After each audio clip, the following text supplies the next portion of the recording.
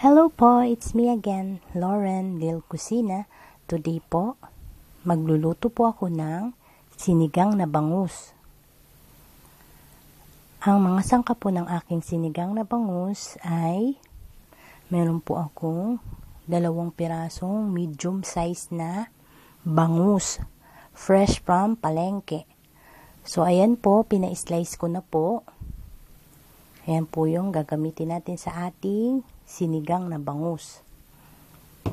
And then, meron din po tayong 1/4 kilo na sampalok or tamarin. Fresh. Then, yung ating siling pangsigang, 3 piraso. Then, yung ating kamatis. Sibuyas. Yan yung ating isang tali ng sitaw.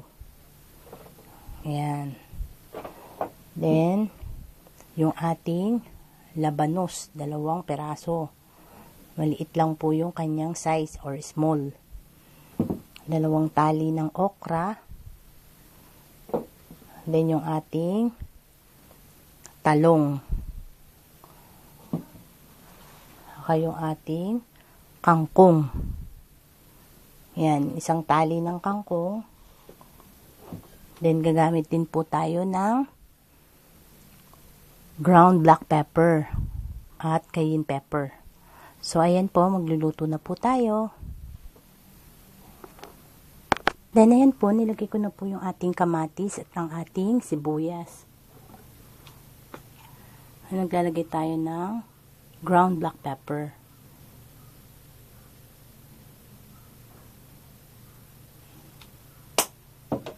Tapos yung ating cayenne pepper.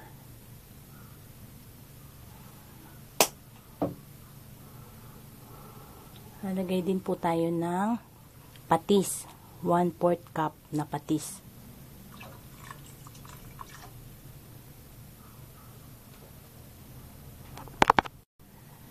Then yung ating 1/4 teaspoon na iodized salt. Yan na yan, pakukuluin po natin yan. Saka natin ilalagay yung ating mga gulay. Kabilang side po ng ating stove, pakukuluan naman po natin yung ating tamarin or yung ating sampalok. Then kukunin natin, isasalain po natin yan, yung extract po ng ating tamarin ang ilalagay natin pampaasim sa ating sinigang na bangus. Then check na natin yung ating niluluto. So, ayan, kulo na po. Ilalagay na natin yung gulay natin. Yung ating labanos, sitaw, okra, at itong ating siling pangsigang. So, ayan po. Sabay-sabay na po natin ilalagay lahat. Then, takpan po natin ulit. Hintayin po natin ma-half cook yung ating mga gulay na nilagay. Lagay na rin natin yung ating talong. Yung talong natin, sama na rin natin. Yung takpan natin ulit. Half cook na po yung ating mga gulay. So, ayan, lalagay na natin yung ating bangus. Then, ayan po, nailagay na natin yung ating bangus. So, tatakpan natin ulit. Hihintayin natin maluto ang ating bangus. Bago natin ilagay yung ating kangkong, ilagay muna natin yung ating tamarin extract. So, ayan, sasalain natin yung ating tamarin extract. Hinapot ng ating tamarin extract.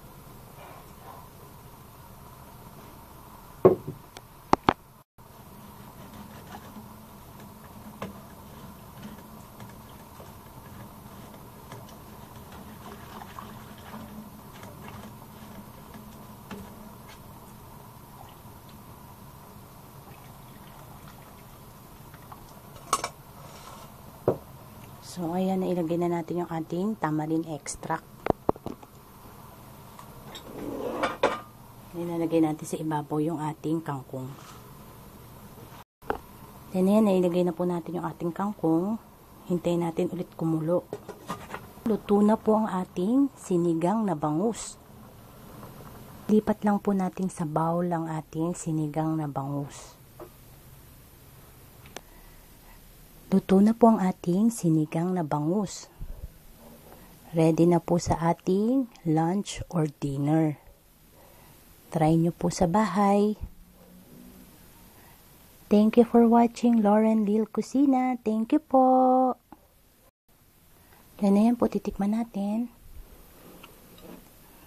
Wow, ang taba ng ating bangus. So, ayan. Ating bangus. Teka.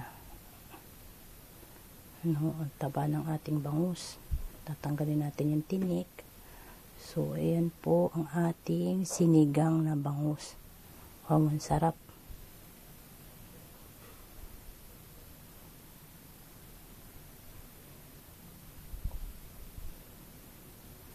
Ayan, tikman natin.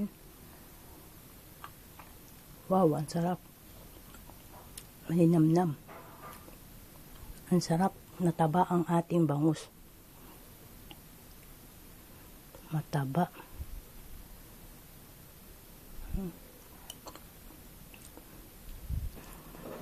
Ayan po. Tapos ang ating sitaw. Crunchy ang ating gulay. Masarap. Ang ating okra.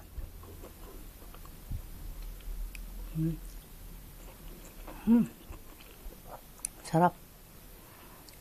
So, ayan po. Salamat po sa inyong panonood. Salamat po.